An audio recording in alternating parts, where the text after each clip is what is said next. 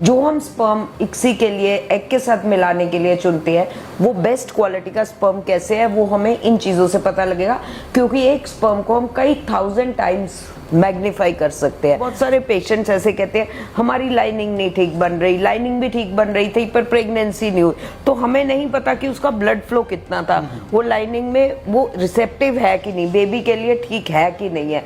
सो ये सारी टेक्निक से हम आईवीएफ का जो है सक्सेस रेट बढ़ा सकते हैं। ये एडवांस्ड आईवीएफ और आईवीएफ प्लेन पेशेंट के लिए ही होता है, सेम होता है। इसमें हम पेशेंट के एग्स बनाते हैं, एग्स बना के निकालते हैं और स्पर्म्स के साथ मिलन करते हैं। एडवांस्ड आईवीएफ का ये मतलब है कि लेबोरेटरी एक हॉस्पिटल की कितनी एडवांस्ड है, कितना एक आईवीएफ लैब कितनी एडवांस्ड है, उसमें क्या क्या हाई एंड इक्विपमेंट लगा हुआ है जिससे कि हम आईवीएफ का सक्सेस रेट बढ़ा सकते हैं।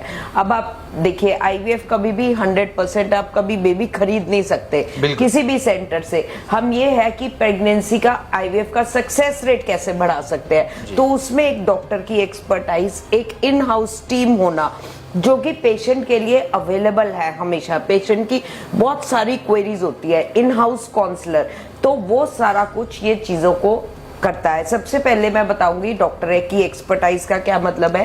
एक रूटीन गायनी यूनिट होता है और एक इनफर्टिलिटी यूनिट होता है। इनफर्टिलिटी यूनिट में सिर्फ जो है डॉक्टर्स बांझपन के कपल्स, जिन कपल्स चाइल्डलेस कपल्स का इलाज करते हैं, और उसमें जो है स्पेशलाइज्ड ट्रीटमेंट आता है जिसे हम आईवीएफ, एडवांस्ड आईवीएफ कहते हैं।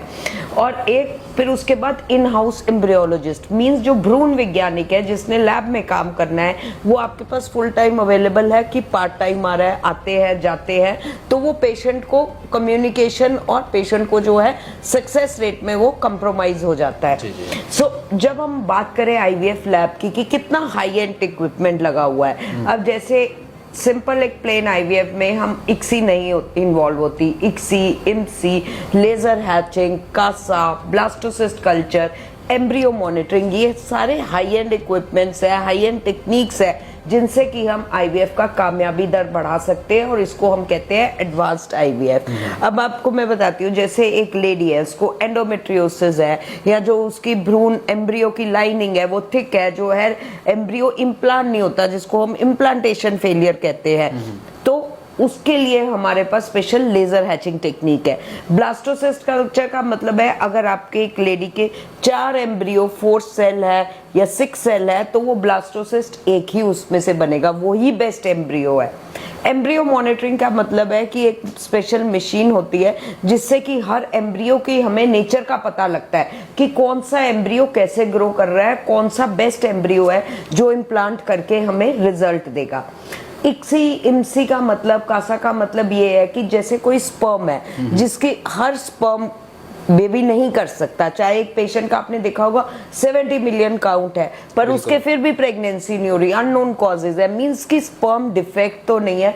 जो हम स्पर्म इक्सी के लिए एग के साथ मिलाने के लिए चुनते हैं, वो बेस्ट क्वालिटी का स्पर्म कैसे है वो हमें इन चीजों से पता लगेगा, क्योंकि एक स्पर्म को हम कई 1000 टाइम्स मैग्नीफाई कर सकते हैं। सो ये सारी चीजें हैं जिनसे हम कामयाबी दर बढ़ा सकते हैं। दूसरा साथ के साथ कलर डॉपलर मशीन्स है, अल्ट्रासाउंड में ही इतना है, 4D अल्ट्रासाउंड, कलर डॉपलर, जिनके जरिए हम यूट्रस की लाइनिंग का ब्लड फ्लो देख सकते हैं कि हमने किस टाइम पे एम्ब्रियो रखना है जबकि लाइनिंग का ब्लड फ्लो ठीक है। क्योंकि बहुत सारे पेशेंट्स ऐसे कहते हैं हमारी लाइनिंग नहीं ठीक बन रही, लाइनिंग भी ठीक बन रही थी पर प्रेगनेंसी नहीं हुई, तो हमें नहीं पता कि उसका ब्लड फ्लो कितना था, वो लाइनिंग में वो रिसेप्टिव है कि नहीं, बेबी के लिए ठीक है कि नहीं है।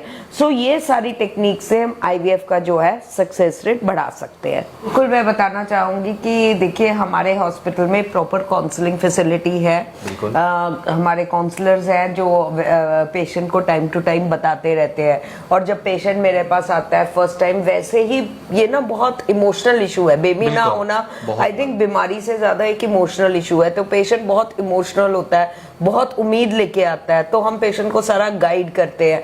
बहुत सारी समस्याएं होती हैं जो कि एक लेडी अपनी फैमिली के साथ नहीं डिस्कस कर सकती, जो हमारे साथ करती है। सो एक पेशेंट को बिल्कुल एट ईज मीन्स उसकी स्ट्रेस दूर करना, जो कि ये सारी चीजें कलेक्टिवली एक सक्सेस रेट को इम्प्रूव करती है। और उसके बाद पेशेंट आपने ठीक कहा, जैसे जम्मू कश्मीर से पेशेंट आया, उसके बाद उसने वापस जाना है, तो वो कब जा सकता है, क्या उसको करना है, आगे जाके कौन से डॉक्टर्स को मिल सकता है, तो इसमें हम सारा गाइड करते हैं। पेशेंट को हमारे पास कम समय के लिए आना है और एम्ब्रियो ट्रांसफर करा के पेशेंट वापस जा सकता है अपनी, और किसी भी अच्छे गायनेकोलॉजिस्ट को दिखा सकता है और हम उसके साथ ट्रीटमेंट कोऑर्डिनेट कर सकते हैं एक बार जब पेशेंट प्रेग्नेंट हो जाए। क्योंकि हम नहीं चाहते कि कोई भी जो कपल है वो यहाँ पे 1 ईयर रहे, 9 मंथ्स रहे, अपना प्रेशियस टाइम, इवन हस्बैंड अपना काम काज छोड़े। तो वी वांट कि पेशेंट अपना कम से कम समय में ट्रीटमेंट करा के वापस जम्मू कश्मीर जाए, ताकि वो वहां के डॉक्टर्स को भी साथ कंसल्ट करे और हमसे